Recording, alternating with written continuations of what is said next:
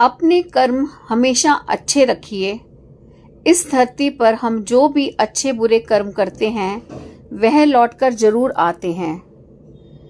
सृष्टि का नियम है कि हम जो भी कर्म करते हैं उसका 10 गुना फल वापस हमें आकर मिलता है।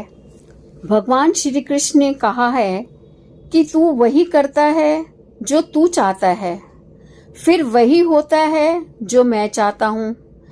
इसलिए तू वही कर जो मैं चाहता हूँ, फिर वही होगा जो तू चाहता है। क्योंकि इस संसार में सारा खेल ही हमारे कर्मों का ही होता है और हमारी सोच का होता है। अर्थात जब हम कोई भी कर्म करते हैं और कर्म से यदि हम दूसरों की भलाई के बारे में सोचते हैं तो उस कर्म से हमारे तथा हमारे कुल का सदा ही कल्याण होता है। हर तरफ से खुशियां हमारे कदम चूमती हैं और हमारी जिंदगी में कई सुख भरे चमत्कार होने लगते हैं। यदि हम अपने कर्म करते समय केवल अपने ही बारे में सोचते हैं तो उसका उतना फल हमें प्राप्त नहीं होता है।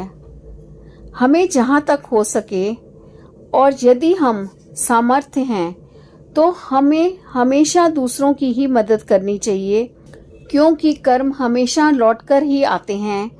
अच्छे कर्म से हमारे बड़े से बड़े संकट टल जाते हैं।